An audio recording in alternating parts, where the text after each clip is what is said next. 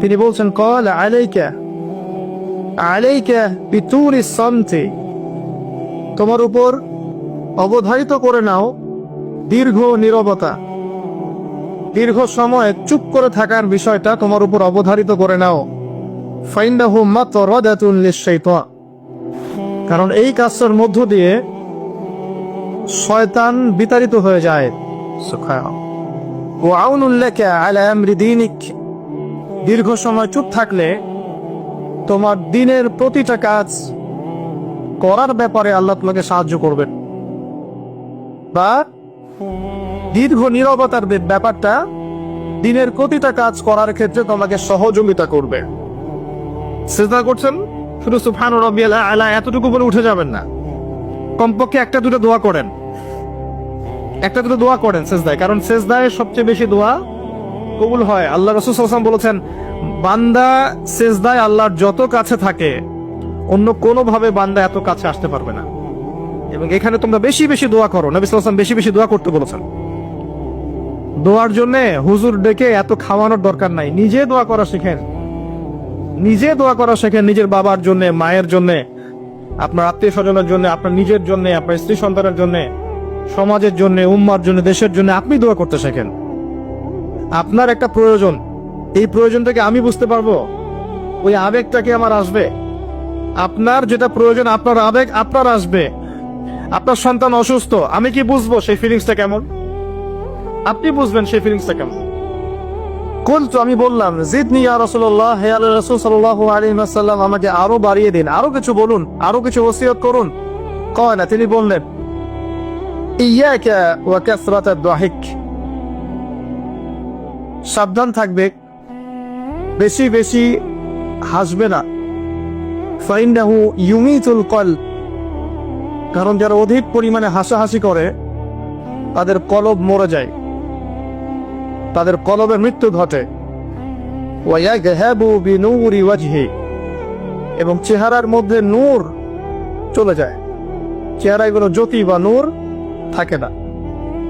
কুলতু জিদনি ইয়া রাসূলুল্লাহ, আল্লাহর রাসূল সাল্লাল্লাহু আলাইহি ওয়াসাল্লাম, আমাকে আরো বাড়িয়ে দিন, আরো কিছু ওসিয়ত করুন।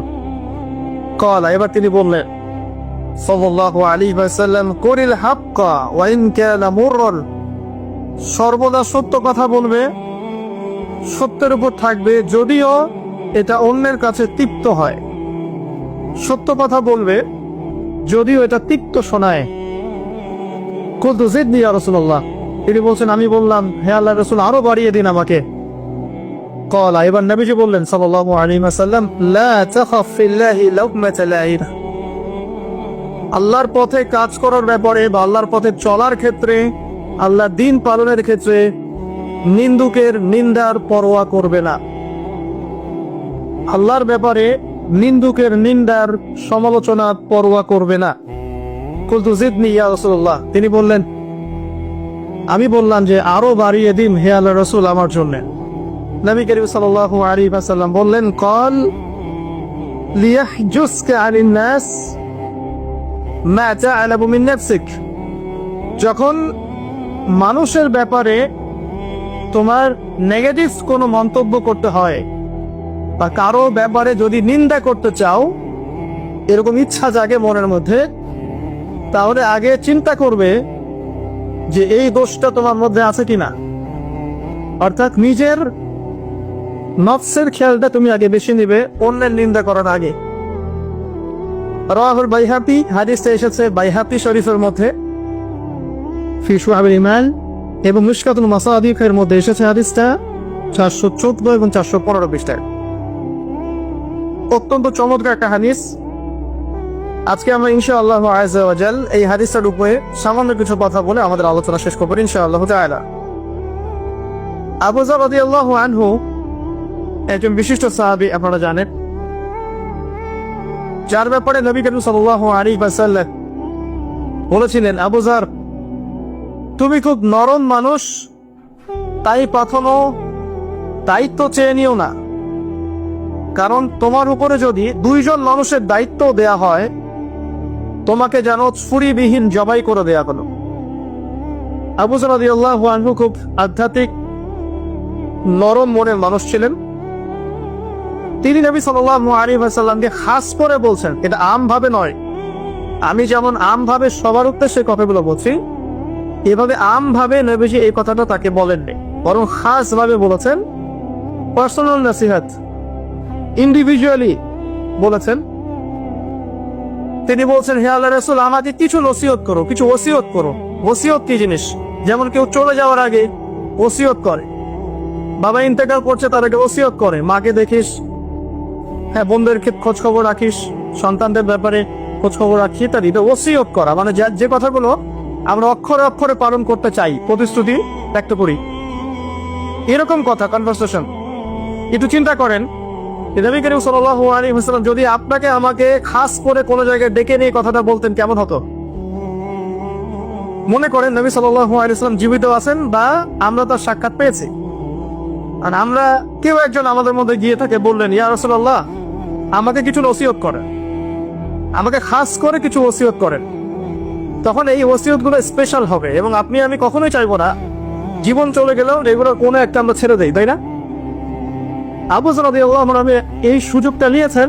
নবী সাল্লাল্লাহু আলাইহি ওয়াসাল্লাম বলছেন, প্রথম যে উসিকা বিতাকওয়াল্লাহ, আমি তোমাকে সর্বপ্রথম নসিহত করছি, তুমি আল্লাহকে ভয় করবে। তাকওয়া কি জিনিস? নবীজি বলছেন, ফাইন্নাহু আযয়ানু লিআমরিকা কুল্লি, এই তাকওয়াটাই সমস্ত কাজের সৌন্দর্য বর্ধন করবে তোমার জীবনে। তুমি যত কাজ করবে, প্রত্যেকটা কাজ যদি আল্লাহকে ভয় করে করো, প্রত্যেকটা কাজ তোমার জীবনের সৌন্দর্য বর্ধন করবে ইনশাআল্লাহ তাআলা। খুব সংক্ষিপ্ত আকারে বলতে পারি, আল্লাহ রাব্বুল আলামিনের তাওহীদের সাথে কাউকে শরীক না করা, এক কথায় আল্লাহর সাথে শিরক না করার নাম তাকওয়া। ঠিক আছে? আল্লাহ এক, আল্লাহ দ্বিতীয়, তিনি মহাবিশ্বের স্রষ্টা, আমাদের স্রষ্টা, সৃষ্টিকর্তা, পালনকর্তা, রিজিক দাতা, জীবন মৃত্যুর মালিক, বিধান দাতা। এই প্রত্যেকটা কনসেপ্ট আল্লাহর জন্য খাস করার নাম হচ্ছে তাওহীদ। আর এখানে যদি আমরা কাউকে সমকক্ষ দাঁড় করি, তাহলে শিরক হয়ে যাবে। এই শিরকটা তিন ভাবে হয়ে থাকে। মানুষ চিন্তার ক্ষেত্রে শিরক করতে পারে। কেউ যদি মনে করে মহাবিশ্বের কোনো স্রষ্টা নাই, তাহলে শিরক করবে। কেউ যদি মনে করে স্রষ্টা আরো একজন আছে বা একাধিক আছে, তাহলে শিরক করবে। কেউ যদি মনে করে যে আল্লাহ ছাড়া কেউ ইবাদত পাওয়ার যোগ্য, আল্লাহ ছাড়া অন্য কাউকে সেজদা করা যায়, নাউজুবিল্লাহ, আল্লাহ ছাড়া কেউ প্রয়োজন পূরণ করতে পারে, কেউ সন্তান দিতে পারে, কেউ কল্যাণ করতে পারে, কেউ অকল্যাণ করতে পারে ইত্যাদি, আল্লাহ ছাড়া কেউ বিধান দেওয়ার মালিক, এরকম কনসেপ্ট যার মনের মধ্যে আছে, এটা হচ্ছে আকীদাগত শিরক বা চিন্তাগত শিরক। আমি কি বোঝাতে পারছি? 2 নাম্বার, কাজের শিরক। যেমন কেউ যদি আল্লাহকে সিজদা না করে অন্য কাউকে সিজদা করে, কর্মগত শিরক করছে। আল্লাহ পাকের হালালকে কেউ যদি হারাম করে নেয়, কর্মগত শিরক করেছে। আল্লাহ পাকের হারামকে কেউ হালাল করে নেয়, কর্মগত শিরক করেছে। আল্লাহর কাছে দোয়া না করে মৃত মানুষের কাছে দোয়া করে, শিরক করেছে।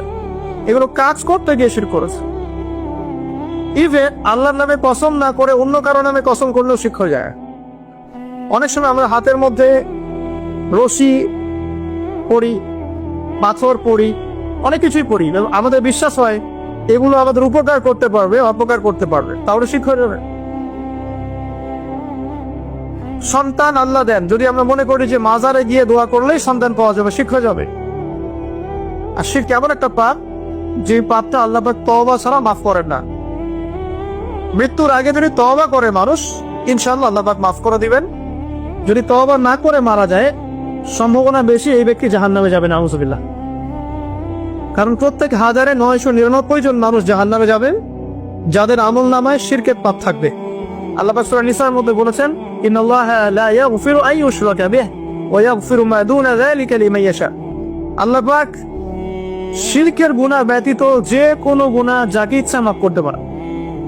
যে কোনো গুনাহ, আপনি জিনা করেছেন, সিজদা করেন, ফিরে আসেন, আল্লাহ মাফ করে দিবেন ইনশাআল্লাহ। আপনি সুদ খেয়েছেন দীর্ঘদিন, সুদ থেকে ফিরে আসেন, দীর্ঘদিন মায়ের সাথে জিনা করেছেন সুদের মধ্য দিয়ে, তওবা করে ফিরে আসেন, আল্লাহ এখনই মাফ করে দিবেন ইনশাআল্লাহ। আপনি খুন করেছেন মানুষকে, যদি আপনি চিন্তা করেন যে আমার এটা অপরাধ হয়েছে, তবে আপনি তওবা করে খালেসভাবে ফিরে আসেন, আল্লাহ মাফ করে দিবেন ইনশাআল্লাহ। ব্যভিচার করেছেন, বিবাহিত হওয়ার পরেও জিনা করেছেন, এই ব্যক্তির কিন্তু পৃথিবীতে বাঁচার আসলে কোনো অধিকার নাই। তারপরেও যদি সে গোপনে তওবা করে ফিরে আসে রাতের অন্ধকারে, আল্লাহ চাইলে মাফ করে দিবেন ইনশাআল্লাহ। যে কোনো বার আল্লাহ পাক যাকে ইচ্ছা মাফ করতে পারেন শিরিক ছাড়া। শিরিক যদি তওবা না করে মারা যায়, বেশিরভাগ সম্ভাবনা হচ্ছে সে জাহান্নামে যাবে। আরেকটা ডেঞ্জারাস বিষয় হচ্ছে, শিরিক করে মারা গেলে কবরে মান রব্বুক উত্তর দিতে পারবে না। যারা মান রব্বুকে উত্তর দিতে পারবে, নিঃসন্দেহে তারা কখনো শিরিক করে নাই, আল্লাহ পাকের তাওহীদের উপরে ছিল।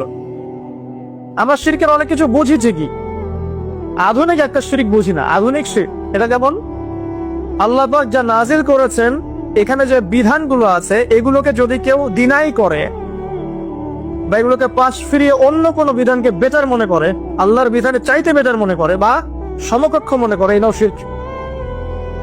এটাও শিরক। আল্লাহ আবার কিছু হালাল করেছেন, আমরা যদি মনে করি এটা হারাম, তাহলে শিরক, এটাও শিরক। সূরা তাওবার 31 নম্বর আয়াতটা পড়ে দেখবেন ইনশাআল্লাহ তাআলা। যাই হোক, তাকওয়ার প্রথম স্টেজ হচ্ছে আমাদেরকে শিরক করা যাবে না, তাওহীদে থাকতে হবে ইনশাআল্লাহ তাআলা। 2 নম্বর, আল্লাহ পাকের যত আদেশ আছে এগুলোকে মেনে চলার নাম তাকওয়া। ফর এক্সাম্পল সালাত, সাওম, সাদাকা, হজ, উমরা, যাকাত, সত্য কথা বলা, পিতামাতার খেদমত ইত্যাদি যতগুলো আদেশ কোরআন এবং সুন্নাহর মধ্যে আছে এগুলোকে মেনে চলা তাকওয়ার পরিচয়। 3 নম্বর, আল্লাহ পাকের যত নিষেধ আছে এই সমস্ত নিষেধগুলোকে বর্জন করার নামও তাকওয়া। শুধু আদেশ মানলাম, নিষেধ বর্জন করলাম না, এটা আসলে প্রকৃত তাকওয়ার পরিচয় নয়। আজকে আমরা মাশাআল্লাহ সবাই সালাত পড়েছি, কালকে সকালে যদি আবার সুদি লেনদেন করি, আমার মধ্যে তাকওয়া আসলে নাই। আমি ধর্মীয় জীবনে পাক্কা মুসল্লি হলেও অর্থনৈতিক জীবনে পাক্কা সুদখোর থেকে গেছি।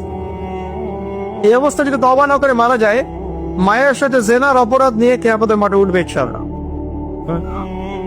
এটা আমার কথা না, নবী সাল্লাল্লাহু আলাইহি ওয়াসাল্লাম বলেছেন, সহিহ বুখারীর হাদিস।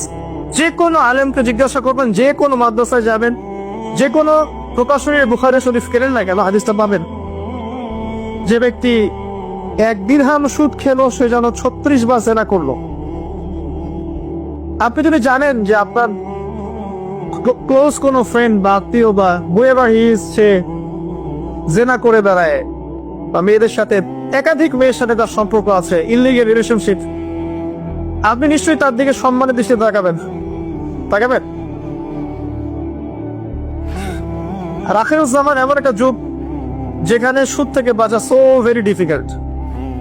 এখানে হাজারে খুব কম মানুষই সুদ থেকে বাঁচতে পারবে। যারা বেঁচে থাকবে তাদের গায়েও সুদের ছিটাফোঁটা এসে লাগবে, কারণ পুরো বিশ্বের ইকোনমিক সিস্টেমটাই সুদ ভিত্তিক।